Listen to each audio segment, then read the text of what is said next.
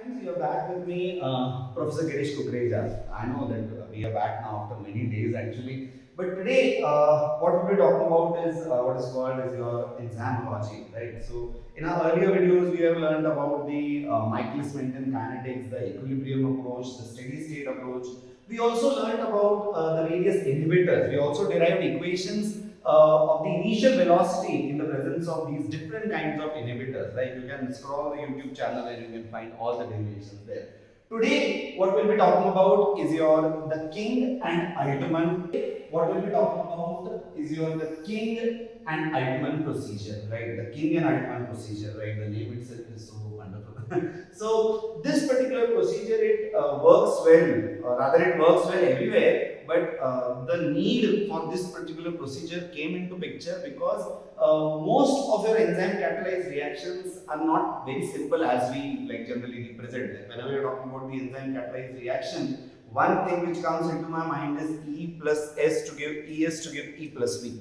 But then things are not simple as it is every time, right? There are many what you call as enzyme catalyzed reaction which will involve two or more intermediates in a particular reaction sequence. So it is not as simple as this. So you'll have many what you call as intermediates in the what you call as the entire reaction sequence, like going from E plus S to give your E plus P. There may be many intermediate steps. There will be many intermediate reaction sequencing, and then if you want to what you call as derive an initial velocity equation for this particular case, where you have multiple substrates, where you have multiple intermediates, where you have multiple products, then derivation of the initial velocity equation in this particular scenario becomes a bit complex, because now what you'll have to do, you'll have to solve many simultaneous equations, and solving that simultaneous equations becomes a really tough job. This was made easy. We really love people who make complex things easy.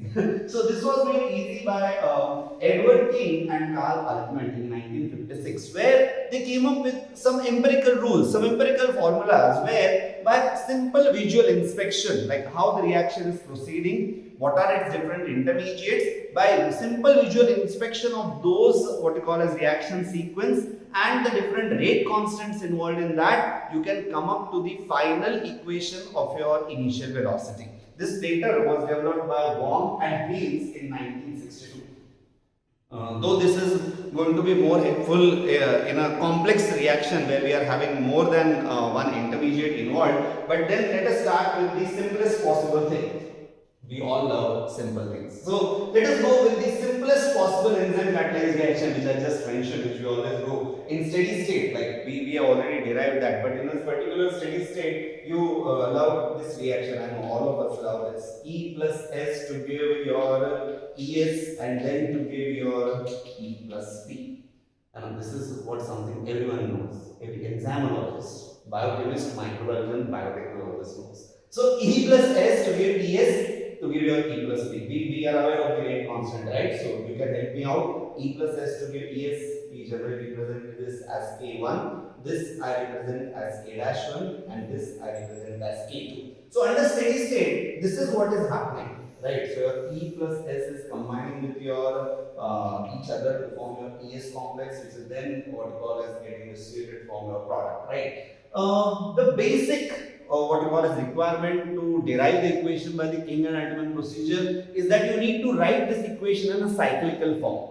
Now, since your enzymes, we know that they are biological catalysts, so they can be reused again and again. So they start from E and end at E, right? So you're going to write this equation in the cyclical form. Remember, King and Altman procedure will require primarily to write this equation in a cyclical form, which should show all the possible intermediates. Now here, if I look at this particular equation, as I told, this is going to have simple visual inspection. So I am going to look here and I am going to come up with these. So I have two species of enzyme. I have E and I have ES. This is the same. So I have what you call as two enzyme species here. So I am going to write it in a cyclical form. So in a cyclical form, like I will have like starting from E and then to your ES. So going from here and coming back here.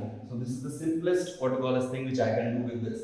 Each step will be described by a kappa product, right? So now this particular kappa, it is the product of what you call as the rate constant which is involved. So here the rate constant which is involved is your K1, right? and the concentration of the free substrate. So here the free substrate is your S, so concentration of free substrate is your S0. So K1 into S0, ES getting converted back to E I have, so there is no free substrate involved. So in that case, this will be described only by the what you call as rate constant, that is K dash 1.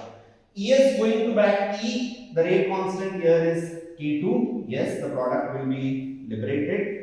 Yes, so again here there is no free substrate involved. So kappa product is the product of the rate constant, and the free substrate if it is involved. So if the free substrate is not involved, it is only what you call as your rate constant. So yes, so with this you have this particular equation. Remember, to derive a particular equation by King-Altman's procedure, you need to write the equation in the cyclical form. First step, write it in the cyclical form, show all the intermediates there, mention all the kappa products. Kappa products will include the rate constants and it will include your free substrate. If there is no free substrate, it is only your rate constant, as easy as this. So work out all possible pathways. Now here you can see that we have all possible pathways for synthesis of E and your ES.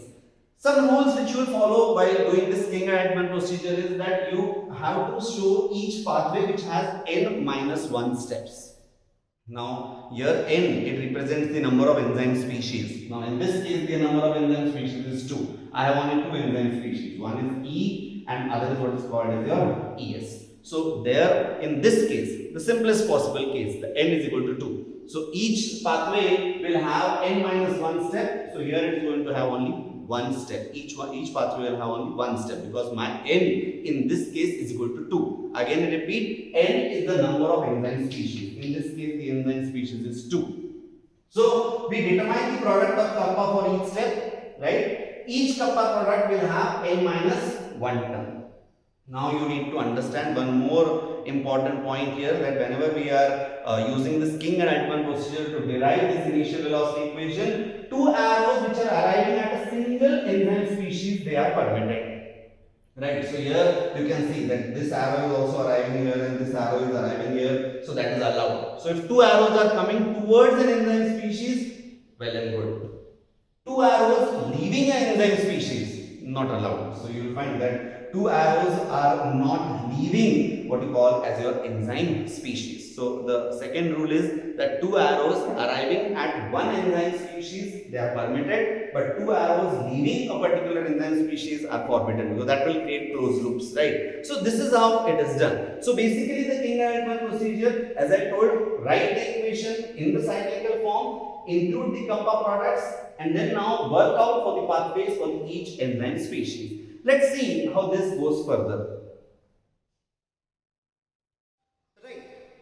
So with this, what you call a scenario, we had this particular equation, right? So if you talk about the enzyme species now here, we have enzyme species, as I told, there are two enzyme species involved. You have your E and then you have another enzyme species, that is what is called as your ES. So let us work out for these, right? So your E, the pathways forming the enzyme species, now as I told, the steps would be n minus 1, and here my n is equal to 2, so n minus 1 is 1. So every time I'll work out for the arrows coming towards E. So if I talk about E now here, so this E, I have this one arrow coming here, so I have K dash 1. Another arrow arriving at E, right? So I have E, which is having one more arrow, that is what is called as your K2. So I have here K dash 1 plus K2. Talking about ES, I have only one arrow arriving at ES, and this one arrow is of your K dash 1 into S0. So I have K dash 1 into what is called as your S0. Working out this, so I have enzyme species, then I have pathways which are forming those enzyme species, then I have some of these kappa products. So for each enzyme species, now I'll work out like enzyme species upon E0. So enzyme species upon E0, which will be on the right hand side, some of the kappa products for that species and some of all the kappa products. So we have two enzyme species here. So working out for either E or ES, say for example. So if I work out for E, it will be E upon E0. This will work out to be as K dash 1 plus K2, right? Gamma product of that species upon all of the kappa products. So it is K dash 1 plus K2 plus K1 into S0. If I work out for the other enzyme species, that is your ES, so my other enzyme species is ES, so I have ES upon E0, right? So this works out to be K1 into S0, right? The kappa product of that species upon sum of all kappa products. So it will be K dash 1 plus K2 plus K1 into S0, right? So now coming about the formula for the initial velocity, which is V0. So here we have V0 is equal to K2 into ES, right? The rate at which your product will be formed is dependent on this. So V0 is K2 into ES. So from here you can take the value of ES. Substituting that, you get V0 is equal to your K2 into your ES. So this ES will be represented by K2 into your K1 into your E0 into S0 whole upon we have K dash 1 plus K2 plus K1 into what is called as your S0, right? From here we can take the definitions of Vmax, right? So Vmax we generally define as K2 into what is called as your E0. This is how we define what is called as your Vmax. Now, dividing this entire thing by K1, say for example, I get an equation of V0 is equal to, if I divide this by K1, this will be gone. So I have K2 into E0 into S0, yes. This whole upon I can go for K dash 1 plus K2 upon K1 plus I divided this by K1, so this was S0, right? Now I can represent this by Vmax, so I have V0 is equal to K2 into E0, I can represent as what is called as Vmax into S0 upon this defines my Km, right? So this would be Km plus what is called as your S0. Yes, this reminds you of the normal, not normal, this is also normal, but this comes to the same what we call as the Michaelis-Menten equation. So we derived this Michaelis-Menten equation in a similar fashion and we came to the same conclusion. This proves that King-Altman procedure can give the exact what we call as values of the initial velocity even for a more complex reaction. This is something which is working for a simple what we call as reaction sequence. And when we worked it out in the way Michaelis-Menten had derived and Briggs Haldane had modified, we had come to the same conclusion. So here also we have the same conclusion. It is V0 is equal to Vmax into S upon Km plus S. So this proves that King's and Altman can work well for what we call as just visual inspection and coming up to the same initial velocity equation. Now let us actually use this King and Altman procedure for a more complex series of reactions. So let us look at a more complex reaction which involves more intermediates. Yes. So let's look at this reaction sequence. So probably with this as a background, we are now ready to work for a more complex what we call a series of reaction. At least I assume that we are ready. So anyways, we should first assume and then we should go ahead because many of the things in life we first assume and then we what we call as go ahead. So I assume that you have known what we call as the procedures of what is called as the King and Altman approach. Now talking about the King and Altman approach, as I told, the primary requirement was that you should write the reaction sequence in the cyclical form. Going for more complex, and not be going too complex. Like we started with too simple. Let us go step by step. So talking about a little more complex than that. If I have a particular reaction sequence like Kx combining with your enzyme to form what is called as your EAX as an intermediate, and then this your A is removed, and then you have what is called as your EX here, and then this X is also removed, and you have what is called as your E plus X. So you have different rate constants now. Steps increased. So we have what you call as your favorite rate constant here K1. So you have K dash 1, then you have your K2, and then you have what is called as your K3. The primary requirement of writing the enzyme species in the cyclical form. So here we have how many enzyme species? One. Yes. Any more there? Yes, we have the second, and then we have this third. So first step, write this in the cyclical form. So let me rather you help me in that. So we have an enzyme species like we have have E, right? Then we have another enzyme species that is your EAX, and an intermediate enzyme species that is your EX. So I've written it in the cyclical form now. So working out the pathways, now here I have the free substrate, so it will be multiplied by the free substrate, that is your AX0. Free substrate not involved anywhere else. I'm so happy for that. So now I have only what you call as the rate constants. So I have to go here back. Yes, so I have K-1. EX coming to EX with removal of what is called as your A and with the rate constant of your K2, right? And EX going back to E, right, with the removal of what is called as your X and with the rate constant of K3. Oh, I am done with it. So we have written this particular what we call as equation in the cyclical form, right? The next thing which they tell us to do is work out the different pathways for these enzyme species. Now earlier, if you saw, we had seen that the n was equal to 2, and therefore the pathways which were there, they were having only single steps. So it was n minus 1. Now here I have 3 enzyme species. So every time the pathway will include what you call as 2 steps, right? So here because n is equal to 3, because I have 3 enzyme species here, E, EX and EX. I want only one step further. So I have what is called as enzyme species right here. Then we have pathways for formation of what you call as enzyme species, right? And then we have what is called as sum of kappa products. Thanks to King-Altman and Wong and Haynes for making it so simple. I know some of you are finding it this also complex, but believe me, without this would have been more complex. So some of what is called as your kappa products. So your enzyme species, 3 enzyme species here. Some of them are worried that it's going to be complex. It's not going to be complex. You keep on practicing and it's very simple. So you have E, EX, and then you have EX, right? So there are 3 enzyme species here, right?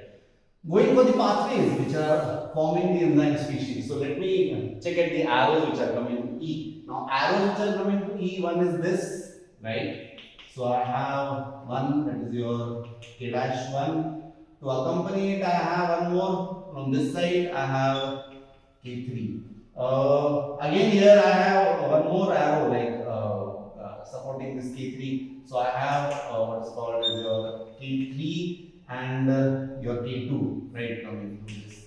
I'm not taking this because as I told it is n minus 1. So here n was equal to 3, so it is 2. So I want only 2 arrows. So some of the kappa products I have K-1 into K3, right, plus K2 into K3. Right, so product of these, right, and their sum now, right. So I have EAX now. So many are wondering why we have EAX, but then we have it, right. So you have EAX, the arrows arriving to EAX. EAX has this, yes, it has this K1 into AX0, an arrow arriving here. And what is going to support here is K3. So you will start from K3, then you will come to K1 and then you will reach EX. So I go for one more, that is what is called in your K3. No other arrow reaching here. So I have only this much. Thank God. So we have K1 into your K3 into your AX0. Then you have your favorite EX. I said favorite EX because EX is X. So talking about this EX, right? So you have only one arrow right here coming. So you're talking about this EX, I have only one arrow. So here you have K2, right? Arrow coming to your K2 now, right? So it is your this K1 into what is called as your K0. So I have K1 into what is called as your K2 into what is called as your X0, right? So this is what I have. Right. So yes, so we are done with this now. So now the next step. Oh, we are really done with this. So just to give a revision, we had this, we had this, we had this. We made it in the cyclical form. We worked out the enzyme species. We worked out the pathways, and we worked out with some of kappa products. Right. Now my next step is Oh, I'm so happy I saved some space here. So the next step is like I have what we call as enzyme species upon the total enzyme species. Right. So I can work out for any one enzyme species out of this. And as I told you, your favorite enzyme species is X, not mine, right? So we can work out with this. So we have EX upon the total enzyme, that is your what is called as E0, right? So some of the kappa products for that species. So here we have K1, right? We have K2, and then we have what is called as your A0. Sum of all the kappa products. Please help me. So there we have K1, then you have K3 plus K2 into K3. It's easy. Visual inspection. Just see and write. You don't have to derive anything. So you just see there and you have to write. So don't think that it's complex. It's very easy. So you tell that it's easy. It's easy? Yes. So it is K1 into K3 into your A0, right? Then you have plus K1 into K2 into your what is called as A0, right? I'm done with that. But we want to derive the initial velocity equation. So V0, where is V0? I need V0. So V0, here, like V0 I define if I'm talking about EX. So that is the determining step, then it will be K3 into your EX. So V0 would be K3 into what is called as your EX. Right? So K3 into your EX. So EX we have here. So V0. K3 into your EX. So K3, K1, K2 I already have. So it is K1 into K2 into K3. Right? I already have this A0 here. Right? I take this E0 there. I don't know why we keep on doing this, but then we want it all on one side because we want only E0. So I took this E0 there. I substituted all this for your EX, and K3 was a part of it. So I have K1, K2, K3. Wonderful. And all this stuff. All this stuff is really irritating, right? No, it is not. So let us find something in common. Do you find something common here? K3. Yes, I got something. So it is K3 into bracket K-1 plus your K2. Anything common here? Oh, K1 is there, A0 is there. So plus K1 into your A0 common, and then I have what is called as your K3, right? Plus what is called as your K2. So this is a simplified, doesn't look so, but this is a simplified what you call as a velocity equation for this particular reaction sequence, which involves more complex. But really trust me, this we could do only visually. Like we could only what you call as look at the rate constants and then segregate them and then just add them and then just what you call as arrange them, and you have V0. This would have not been possible without this King-Altman procedure. Stay tuned with me. Probably I'll be coming back with one another video where we're talking about a more complex kind of a reaction system. You must have heard about the ping pong bye-bye reaction. Probably after seeing this video, you want to say goodbye to me. I also want to say goodbye to you. So let us say goodbye to each other and let us what you call as meet again for the next session, right? So I want you all to give this entire reaction sequence, write it down properly in your notebooks, and practice it 2-3 times. You do it 2-3 times and trust me, it will be very easy for you. Thank you so much. Stay tuned. Bye bye.